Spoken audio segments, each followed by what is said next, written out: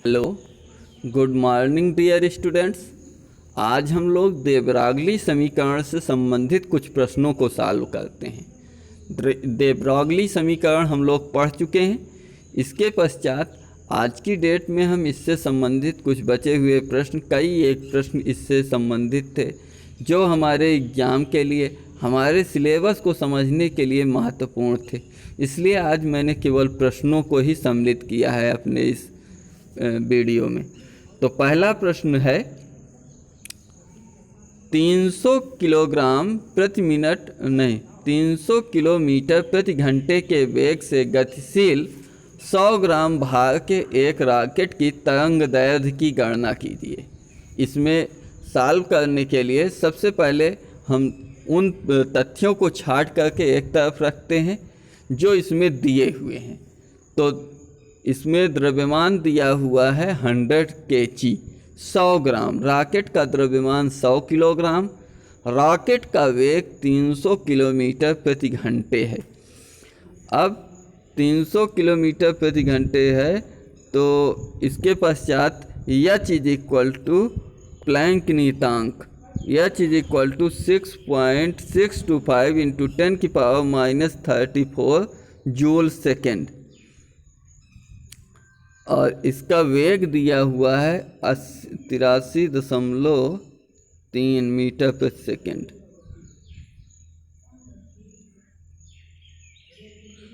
ये वेग है, वेलोसिटी इसके पहले होना चाहिए कहीं। तो सूत्र होगा देब्रागली समीकरण से रॉकेट की तरंग दैर्घ्य lambda is equal to h/mv। तो lambda is equal to h की वैल्यू है 6.625 इंटू 10⁻³ अपॉन m माने द्रव्यमान 100 इंटू उसका v वेलोसिटी वेग 83.3 मीटर प्रति सेकेंड। इसके पश्चात इसका हम दोनों का मल्टीप्लाई अभी करवा देंगे अगले स्टेप में। यहाँ पर 6.625 इंटू 10⁻³ अपॉन 83.3 गुणे 100 बराबर 8330। तो जब हम इस 8330 से 6.625 को डिवाइड करते हैं तो क्या होता है कि सबसे पहले इसमें हम 0.833 इसको बना लेते हैं ताकि डिवाइड करने में हमारा सही रहे, और इसमें घात जो है ऋणात्मक बढ़ा देते हैं। तो इसको डिवाइड करने पर आएगा 0.795 गुणे 10⁻38 मीटर। यही होगी आपके उसके गतिशील कण के तरंग दैर्घ्य का मान। Lambda is equal to lambda तरंग दैर्घ्य का मान 7.95 गुणे 10⁻38 मीटर होगा। अगले प्रश्न की ओर चलते हैं। एक इलेक्ट्रॉन का वेग 5.97 गुणे 10�6 मीटर प्रति सेकेंड व द्रव्यमान 9.1 गुणे 10⁻28 ग्राम है। उसकी तरंग दैर्घ्य लैम्डा ज्ञात कीजिए। तो हल करते हैं। दिया हुआ है इलेक्ट्रॉन का वेग 5.97 गुणे 10�6 मीटर प्रति सेकेंड। इलेक्ट्रॉन का द्रव्यमान m इज इक्वल टू 9.1 गुणे 10⁻28 ग्राम। इस ग्राम को kg में चेंज कर लिया, 9.1 गुणे 10⁻31 kg। देब्रागली के समीकरण के अनुसार lambda is equal to h/mv। अब इस देब्रागली के समीकरण में h का, m का और v का मान रख देते हैं। तो लैम्डा इज इक्वल टू 6.625 बटे ये है 5.97 गुणे 10�6 गुणे 9.1 गुणे 1031। तो या लैम्डा इज इक्वल टू 6.625 गुणे 10⁷34 बटे 5.97 गुणे 9.1 का गुणा करवा देंगे तो आ जाएगा 54.327 गुणे 10⁻31 गुणे 10�6। 31 से 6 घात घट जाएगा। लैम्डा इज इक्वल टू 6.625 गुणे 10⁻34 बटे 54.327 गुणे 10⁻25।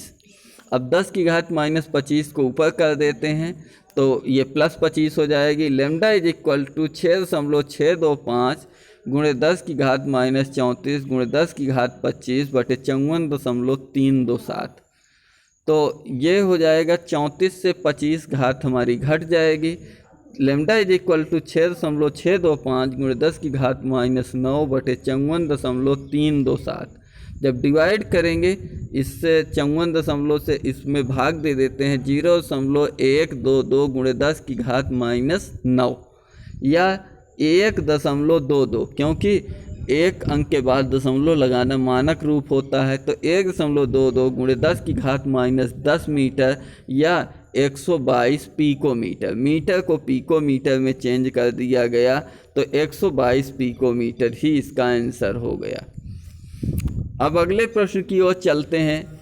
एक गतिमान कण की तरंग दैर्घ्य 300 पिकोमीटर पीएम है।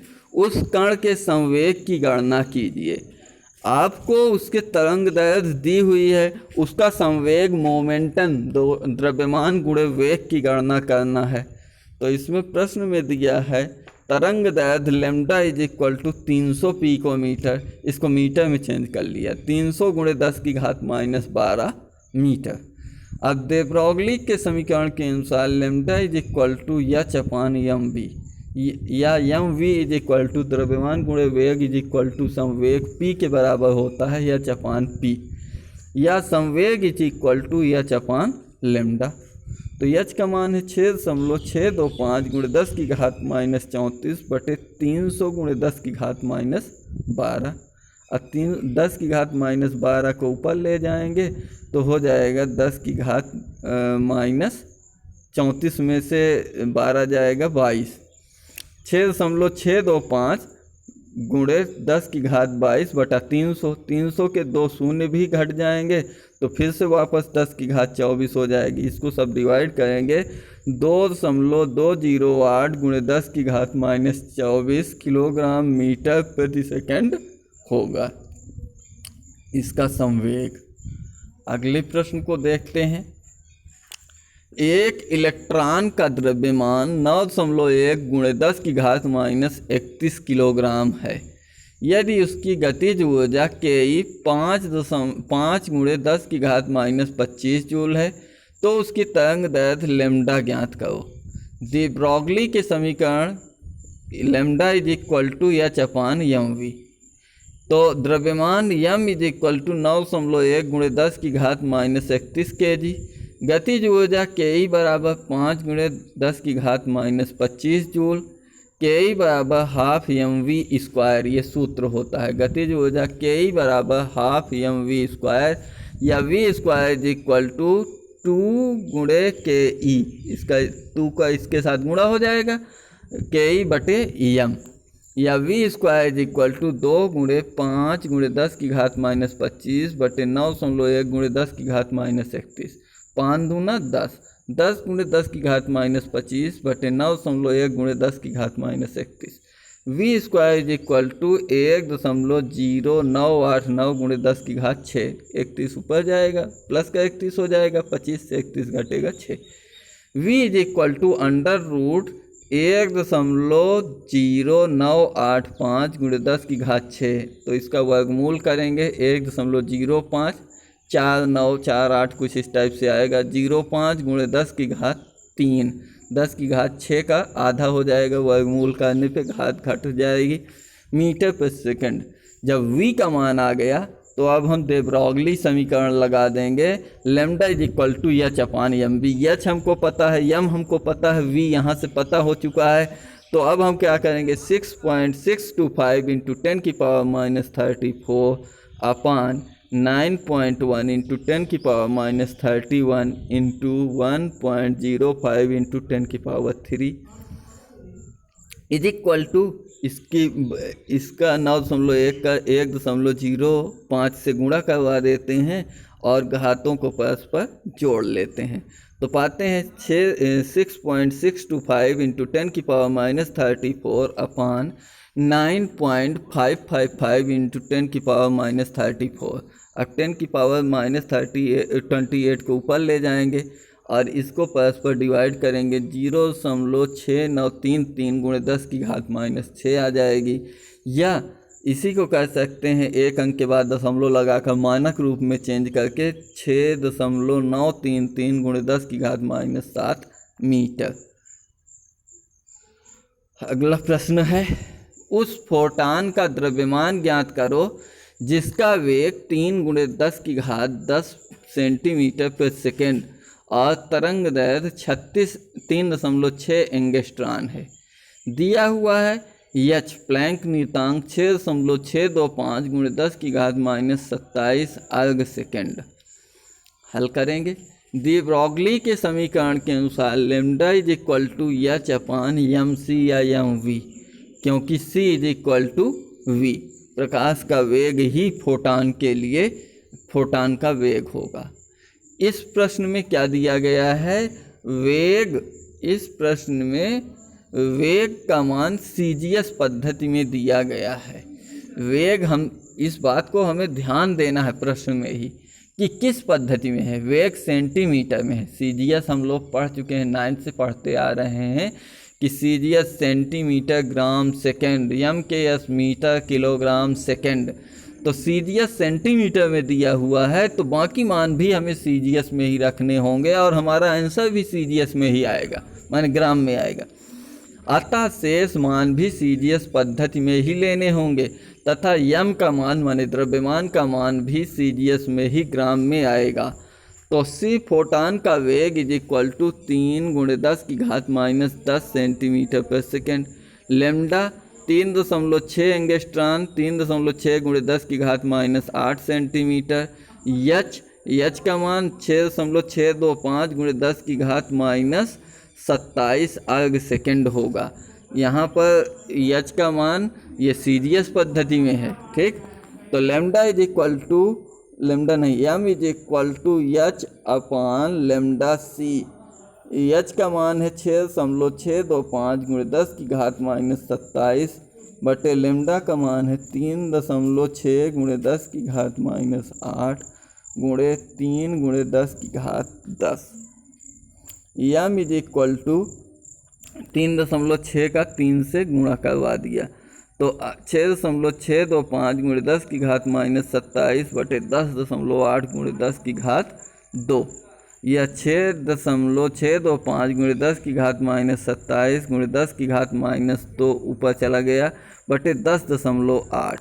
एम इज इक्वल टू 6.625 गुणे 10 की घात -29 बटे 1.08। 1.08 इसलिए किया ताकि इसको डिवाइड करने में सुविधाजनक है। गुणे 10 की घात -1, इस एक को ऊपर ले जाकर 10 की घात -30 कर दिया और इसको डिवाइड करने पर 6.1। अतः इसकी तरंग दैर्घ्य 6.1 गुणे 10 की घात -6 ग्राम होगी। अब हम पढ़ते हैं अगले और अंतिम प्रश्न की ओर आज के इस वीडियो में। तो यहाँ पर है कि 150 ग्राम की एक गेंद का वेग 50 मीटर प्रति सेकंड है। कोई 150 ग्राम की गेंद है, गेंद का द्रव्यमान है कितना, 150 ग्राम, और उसको वेग, किस वेग से फेंका जा रहा है, 50 मीटर प्रति सेकंड।